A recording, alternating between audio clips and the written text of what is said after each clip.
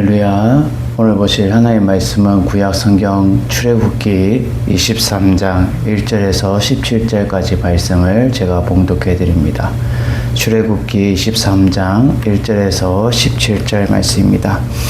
너는 거짓된 풍설을 퍼뜨리지 말며 악인과 연합하여 위증하는 증인이 되지 말며 다수를 따라 악을 행하지 말며 송사의 다수를 따라 부당한 증언을 하지 말며 가난한 자의 송사라고 해서 편벽되이 두둔하지 말지니라.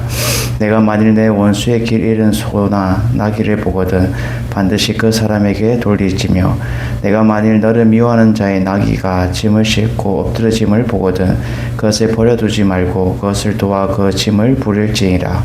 너는 가난한 자의 종사라 정의를 굳게 하지 말며 거짓 일을 멀리하여 무지한 자와 어려운 자를 죽이지 말라. 나는 악인을 의롭다 하지 아니하겠노라. 너는 뇌물을 받지 말라. 뇌물은 밝은 자의 눈을 어둡게 하고 어려운 자의 말을 굳게 하느니라. 너는 이방 나그네에 압제하지 말라. 너희가 애굽 땅에서 나그네 되었은즉 나그네의 사정을 아느니라.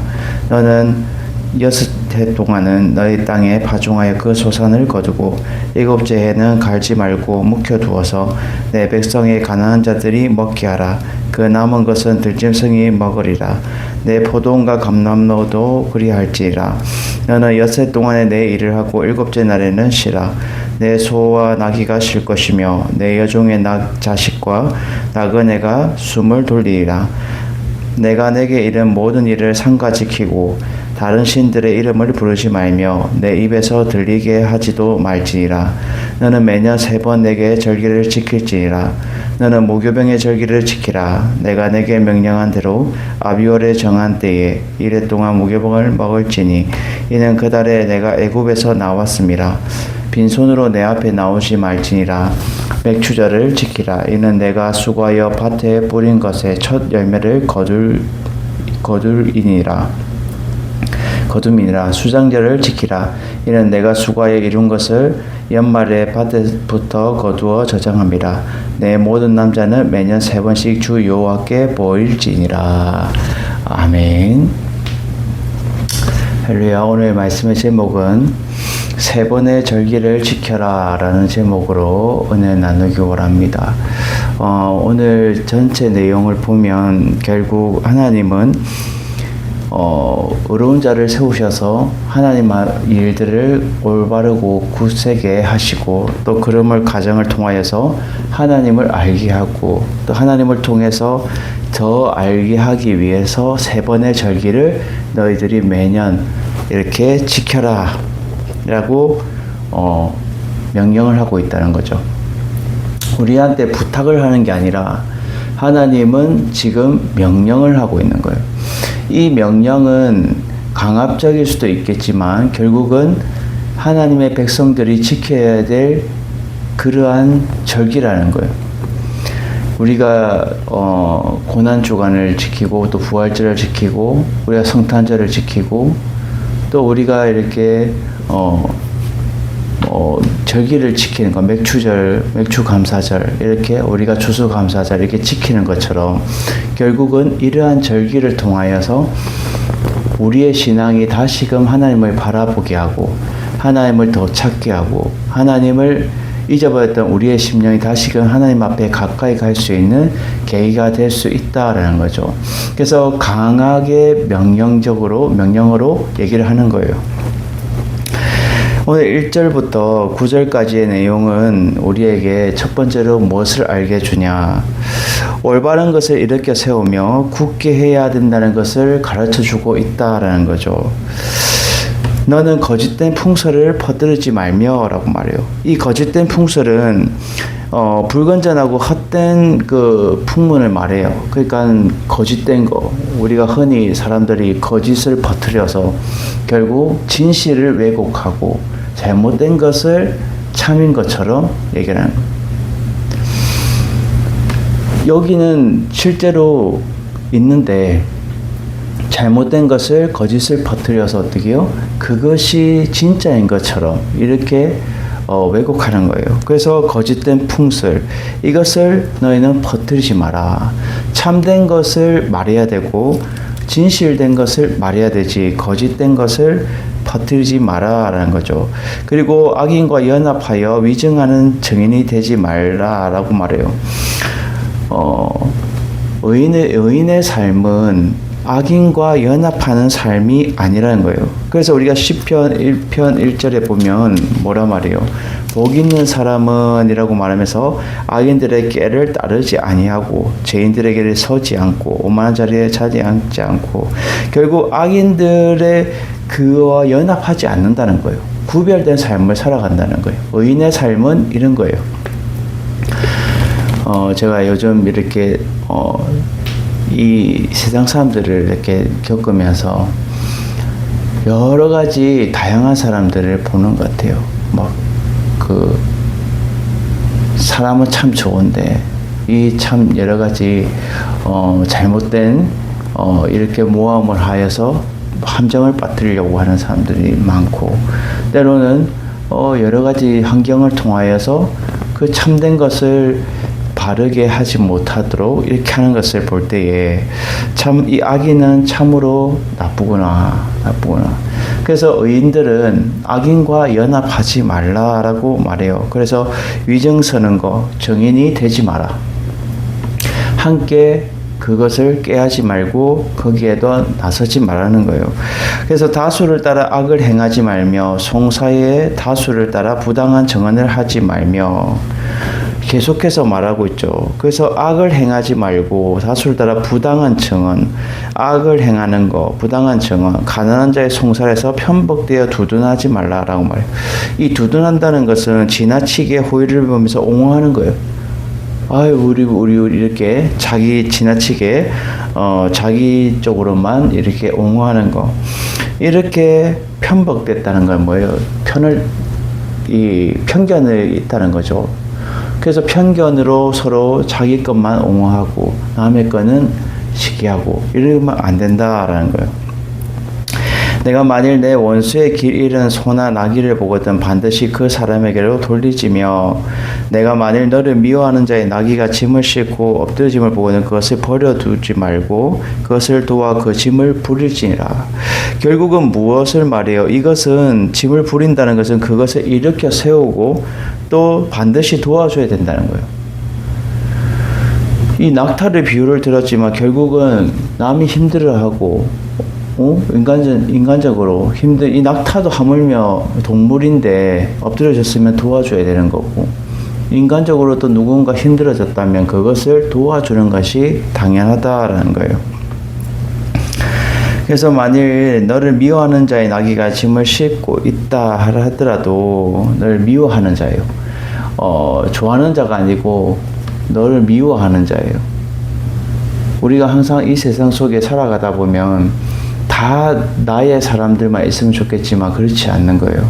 나를 미워하는 사람도 있고 나를 어떻게든 모함해서 함정에 빠뜨려서 보내려고 하는 사람도 있고 여러 가지 사람들이 많은 거예요. 이러한 악인들이 곳곳에 우리를 미워하고 그것으로 한다 할지라도 너는 어떻게 그 사람의 나귀가 짐을 싣고 엎드러짐을 보게 되면 너는 내버려 두지 말고 어떻게 해요? 그것을 도와 그 짐을 도와 이렇게 세워라라는 거예요. 그 사람의 미워하는 것은 그 미움이지만 나는 하나님의 사람으로서 어떻게 해요? 도와야 돼. 이렇게 세우는 것이 하나님의 사람의 모습이다라는 거예요. 그것이 올바르게 이렇게 세우고 굳게 해야 되는 그러한 신앙이 의인의 삶이라는 거예요. 너는 가난한 자의 송사를 정의를 굳게 하지 말며 거짓 일을 멀리하며 계속해서 말하죠. 이것은 계속 의인의 삶이 어떻게 살아가야 될지에 대해서 말해요. 거짓의 일을 멀리해야 되는 거. 그리고 무죄한 자와 의로운 자를 죽이지 말고 아무런 죄가 없다는 거예요. 무죄한 자. 아무런 죄가 없는 자와 의로운 자도 죽이지 말라. 나는 악인을 어렵다 하지 아니한다라고 하나님 말씀하는 거예요.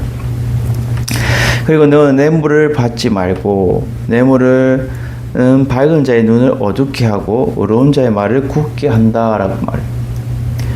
우리가 흔히 사람들이 뉴스에 막 나오는 게 문제들이 뭐예요? 결국은 누가 누구를 돈을 받았어. 뇌물을 받았어. 그래서 결국 그 원래 초심은 밝은 자의 눈이었는데 그 밝은 자의 눈이 그 뇌물을 받음으로 통해서 눈이 어떻게 해요? 어둡게 되고 그 입도 굽어지는 거예요. 결국 바른 말을 하지 못하게 되었다라는 거예요. 그래서 너는 이방 나그네를 압제하지 말고 너희가 애굽 땅에서 나그네가 되었은즉 나그네의 사정을 이스라엘 백성들 너희들이 저 잘하지 않느냐. 너희들이 애굽에서 출애굽에서 이 가나안 땅으로 오면은 너희들은 나그네 인생이라는 거예요. 광야 생활 나그네 인생. 결국 우리는 올바른 것을 일으켜 세워서 굳게 하는 신앙이 너희 가운데 있어야 되는 거고 이것이 의로운 사람의 모습이다. 하는 백성의 모습이다라는 것을 우리에게 알려주고 있다라는 거죠. 그리고 이제 두 번째로 오늘 본문에서 무엇을 강조해요? 하나님만을 경외해야 된다라는 걸 강조하고 있어요.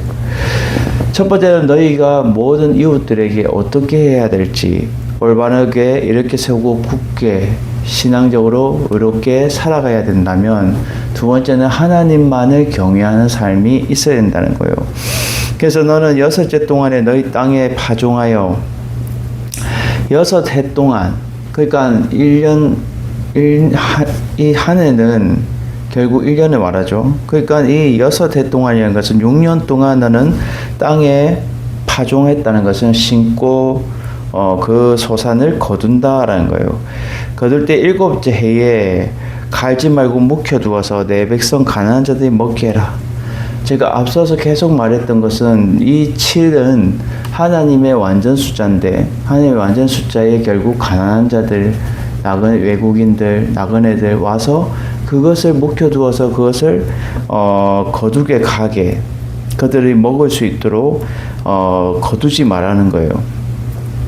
그리고 그 남은 것은 들짐승이 먹으로 그대로 놔두라는 거죠. 그래서 내 포도원과 감나무도 그리할지라. 너는 6해 동안에 내 일을 하고 7째 날에는 쉬라. 7째 날에 6해 동안은 네가 일하고 7째 날에 쉬라. 내 소원하기는 쉴 것이 내 요종의 자식과 나그네도 숨을 돌리라. 내가 내게 이른 모든 일을 상가지 기우고 다른 신들의 이름을 부르지 말며 내 입에서 들리게도 하지 말라 하라고 말해요.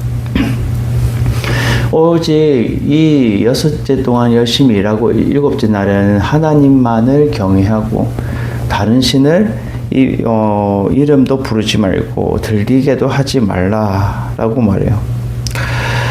결국은 너희들이 평안과 안식을 누리면서 하나님만을 찾는 그러한 이스라엘 백성이 되어야 되고 하나님 백성이 되어야 된다라는 것을 말해주고 있어요.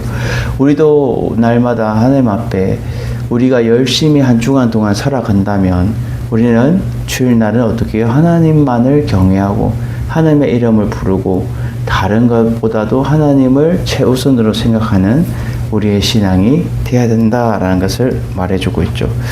마지막 오늘 세 번째로 우리에게 알려준 것은 세 번 절기로 하나님을 알아가는 시간이 있어야 된다는 것을 알려주고 있어요.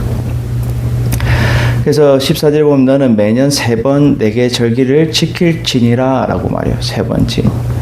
이거 지킬지니라는 것은 명령을 말해주는 거죠. 3번 너희가 꼭 지켜야 될 절기다라는 거죠. 3번 지켜야 될 절기가 첫 번째로 너는 무교병의 절기를 지켜라 라고 말해요. 무교병의 절기. 이 무교병의 절기는 너희가 아비월에 정한 때에 1해 동안 무교병을 먹으면서 너희들이 애굽에 나왔던 것 그것을 빈손으로 하나님 앞에 나오지 말아라라는 거예요. 준비하여서 하나님 앞에 너희들이 나와야 된다는 거예요. 그래서 무교병의 절기를 너희들이 지켜야 된다라는 것을 말해요. 그리고 두 번째로 맥추절을 지켜라라고 말해요. 맥추절. 맥추절은 결국은 네가 수고하여 밭에 뿌린 것의 첫 열매를 거둔 것에 대해서 첫 것을 하나님 앞에 좋은 것을 드리는 것이 맥추절의 의미다라는 거죠.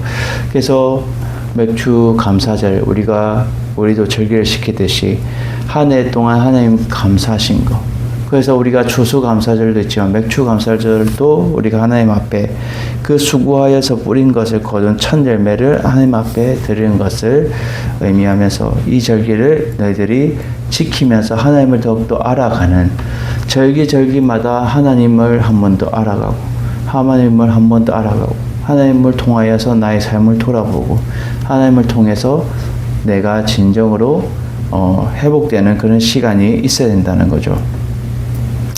그리고 세 번째로 수장절을 지켜라 라고 말해요. 이는 내가 수고에 이룬 것의 연말에 밭에서부터 거두어 저장함이라 라고 말해요. 이 수장절은 결국은 추수감사절을 말해주고 있죠. 네가 수고에 이룬 연말에 밭에서 거둔 것, 추수감사절, 수장절이라고도 하는데 결국 이것을 통하여서 내 모든 남자는 매년 3번씩 주 여호와께 보일지니라.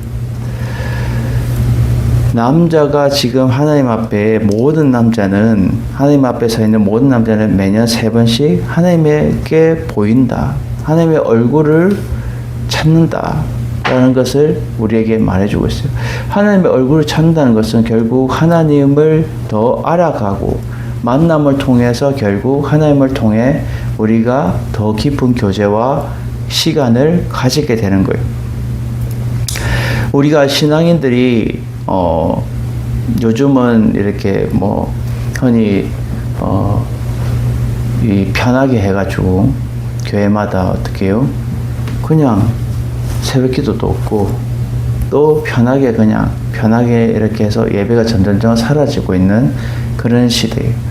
이러한 시대에 결국 인간적인 편함이 결국 하나님 앞에 그것이 바로 선 것이냐, 그것이 아니라는 거예요. 하나님을 계속해서 우리가 예배를 드리고 하나님을 배울 때에 하나님을 더 알아갈 수 있는 거고, 하나님을 통하여 우리가 그 알아가는 시간을 통해 우리가 회복되고 우리의 신앙이 더 굳게 설 수 있다라는 거죠.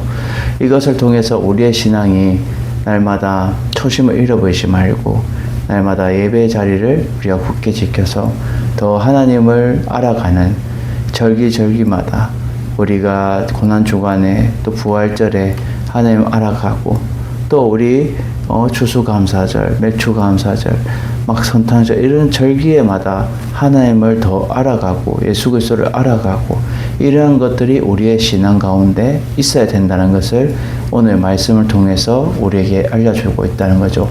우리는 날마다 우리의 시간이 예배의 시간이 헛되지 않고 하나님을 더 알아가고 깊이 하나님을 통해 우리가 변화받고 우리가 힘을 얻을 수 있는 여러분 되셔서 삶의 원동력이 하나님이 주시는 그 힘과 능력으로 여러분들이 힘있게 살아가는 여러분들 되시기를 주님의 이름으로 축원을 드립니다.